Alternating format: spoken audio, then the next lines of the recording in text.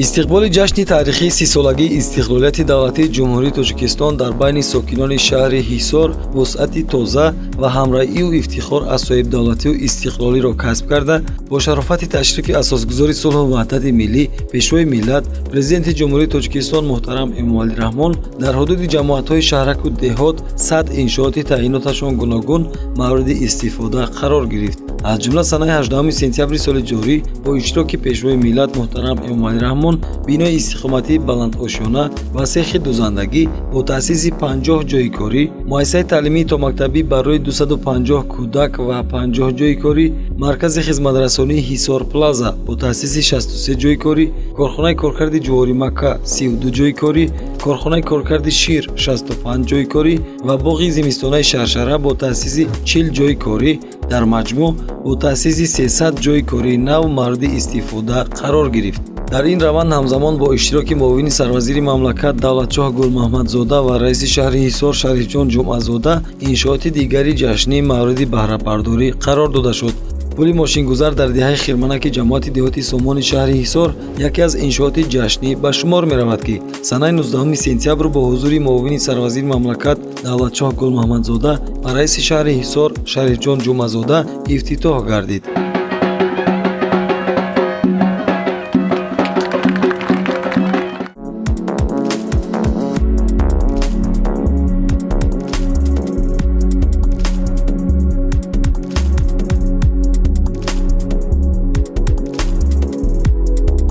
ما اقدام گرفتیم اولای ما که همه مشکلی مردم آسانتر گردانیم.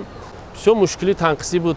با شوروها مثل میدر اومدن هموده ها انبایی بالا میرفتن با جماعتی خانه‌های کوهی بود و بالا میدر اومدن. همین 10 کیلومتر رفتوهای مردمی همین دو دهه آسان گردون. مثل پیش 10 کیلومتر زیاد میرفتن. مثل نیم ساعت وقتشون رو در هوای صرف میکردن. حاضر باشن نیم ساعت همین فایده همین مردم شد. این پل ماشینگذار با دستگیری و سرپرستی برادران صاحبکار ستاروفا در مدت 1 سال بنیاد و مورد استفاده قرار داده شد. اکنون این پل همچون ماشینگذار و پیاده‌گذار استفاده می شود. کارهای بنیادی در این کوپروک ماه سپتامبر سال 2019 شروع شد و در مدت ساختمانی آن بیش از 20 نفر متخصصان و راهسازان کسبی با جای کار تامین گردیدند. یادرس میشیم که زیراهن کوپروک در شکل یک لوح با درازی بیش از 33 متر از فدراسیون روسیه آورده شد. در جاگذاری زیراهن پل ماشینگذار تکنیک‌های صحوی و متخصصان کردان جلب گردیدند. زیراهن کوپروک بالای زیرستون‌های بتونی ساخته شده 6 متر از سطح دریا بلند گذاشته شد. در ادامه کار برای تخت و هموار و مستحکم گردانی دو طرف ساحل با بلندی 6 متر از سطح دریای خانقاه شغل و سنگریزی کرده شد. کارهای ساحل بندی قسم جنوبی کوپروک 6 و قسمت شمالی آن در مسافه 40 متر انجام داده شد که 6 متر از سطح آب بلند می باشد. از دو طرف کوپروک ماشینگذاری دهه خرمنک شهر حصار برای سبز و خرمگردانی موضع آن درختان همیشه سبز ارچه شناخته شده است که در آینده نمای اطراف انشاءات را باز هم زیباتر می گرداند. امروزها خلق ما از پس آبادی سازندگی است. کوپروک این برای دو خلق خدمت کلان این یک عمر در دل خلق میماند. بیهوده استاد میرزا ترسونزاده درباره همین خیلی آدمان گفتند که کسی که باوری خلق را ارزنده میگردد به هر کس دوست رو هر خانه را زیبنده میگردد.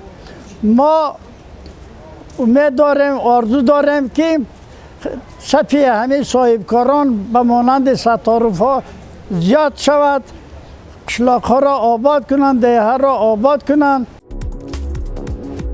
پل автомобилгарди به نام بابای حکمت‌الله با درازی 33 متر، پهنایی 5 متر و بلندی 5 متر از سطح دریای خانقاه اقتداری باربرداری 60 تن وزن را دارا میباشد که موجودیتش در دره الماسی شهر حصار کم نظیر است. این کوپروک پل است که ساکنان دهاتی دو جماعت را به هم پیوست میکند. جماعت دهاتی سامان و جماعت دهاتی نوآباد. пирони деҳ ба мо нақл карданд, ки дар гузашта дар фосилаи болотар аз маҳалли кӯпруки тозабунёд пули автомобилгузаре мавҷуд буд ва онро дар фасли баҳор сели дарё шуста бурд. Баъдан боз як кӯпруки дигар сохта шуд ва онро низ сел ба коми худ бурд. ҳамин тавр муддати 30 сол дар ин мавзеъ кӯпрук вуҷуд надошт ва аҳолии деҳаи Хирманак ва Лолагӣ танҳо дар ҳолати кам будани оби дарё аз дохили он мегузаштанду раво мекарданд. барои ҳамин кӯпруки қаблиро нафарони то 30 сола ёд надоранд.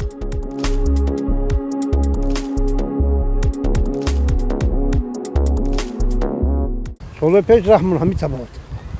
барои ки раҳи Лолагӣ ҳама санг буд, мошин намерафт. Эҷа як кӯпруки ларзона трош карданд. Вай чанору вай кан овард кард, сел чапа кард. Ҳамун сола ки 20 сол шид, 25 сол, 30 сол шид, раҳ набуд. Хеле шукр бача кард. Вай қишро қариб вақт. ҳар ди тараф қишро вақтошо хуш ай кориё кайги кадом тарафи бира хел қилай. раҳмат ба пазар. Ай дилбурвардан кадан ям кори бозӣ нест. сокинони деҳаи Лолагии ҷамоати деҳоти навободи шаҳри Ҳисор мегӯянд, истифодабарӣ аз ин кӯпрук дурии роҳро барои онҳо дар масофаи то 4 километр наздик кард, ки шароити равооб ба маротиб беҳтар гардид.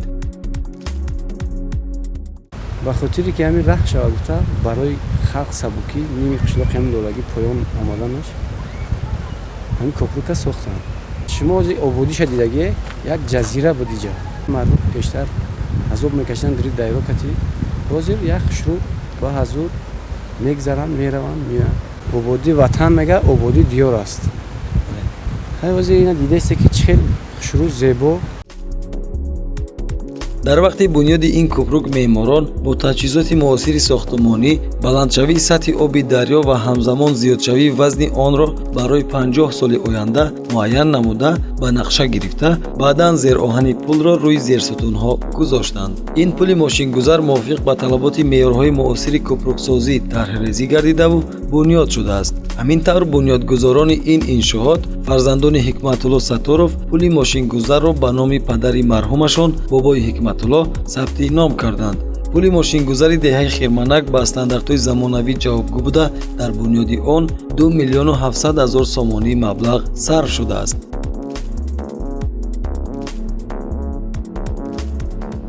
дарё дар сарчашмаҳои таърихӣ ҳамчун хати марз истифода мешавад, яъне маҳалла, минтақа ва кишвареро аз кишваре ҷудо мекунад. аммо бо сохтани кӯпрук мо метавонем масофаро наздик кунем ва дарё дар навбати худ метавонад моро ба ҳамдигар наздик созад, дилҳоро наздик созад. сохтану бунёд кардани кӯпрук номи созандагони онро то вақте ки истифода мешавад зинда нигоҳ медорад.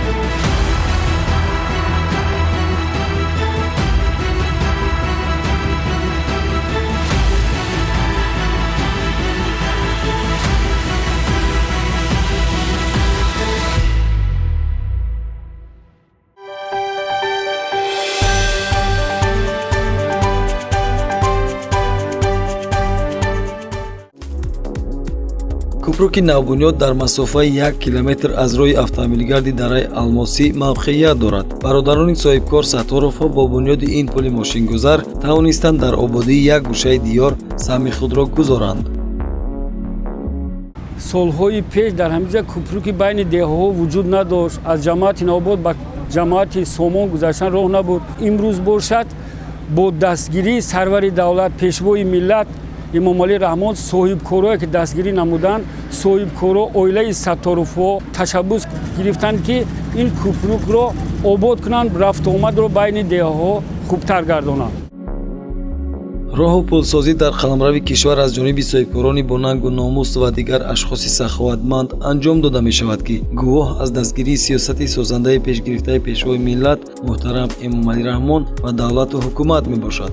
дар гузашта Сайрамбӣ Мирзоева сокини деҳаи роҳи нави ноҳияи Ҷалолиддини Балхӣ барои наздик кардани роҳи мактаби деҳа бо пули нафақааш кӯпрук бунёд кард. Сайрамбӣ Мирзоева чандин солҳо маблағи нафақаи худро барои сафари ҳаҷ ҷамъ кард, аммо баъди хуруҷи дарди пой эҳсос кард ки ин фарзро ба ҷо оварда наметавонад. пуле ки бо 6000 сомонӣ маблағи ҷамъовардаи Сайрамбӣ Мирзоева сохта шуд, имрӯз мавриди истифода қарор дорад ва мардуми деҳаи роҳи нав ба ин зан аҳсану офарин мехонанд. ба ин монанд дар деҳаи Метки ноҳияи Деваштеж низ Нурбибӣ Дӯстмуродова маблағҳои пасандозашро ки мебоист ба зиёрати Каъба биравад, барои бунёди кӯпрук сарф кард. ин кӯпрук дар зарфи 2 моҳ сохта шуд ва сокинони ду тарафи ин пули мошингузар иқдоми Нурбибиро қобили пайравӣ донистанд, зеро пули мазкур роҳро ба маркази шаҳр наздик карду мушкили равои мардумро ба маротиб беҳтар гардонид. як ра дорем шерраҳа ҳар сол халқа аз он метиҳад. биёед чӣ мешад ки маслиҳат кунем ҳаби обод кунем, савоби худам ҳам шаваду фоидаи халқам шавад. аҳамияти пули бобои Ҳикматулло агар аз як ҷониб ба ҳам васл кардани ду соҳил бошад, аз тарафи дигар манфиатҳои зиёди иқтисодӣ дорад ки барои сокинони ҷамоати деҳоти Сомон ва Навобод аз ҷумла ронандагону мусофирон хеле судманд аст. бунёди пулҳои мошингузар идомаи мантиқии сиёсати созандаи роҳбарияти давлату ҳукумати мамлакат мебошад ки ба беҳсозии сатҳи зиндагии мардум равона гардидааст.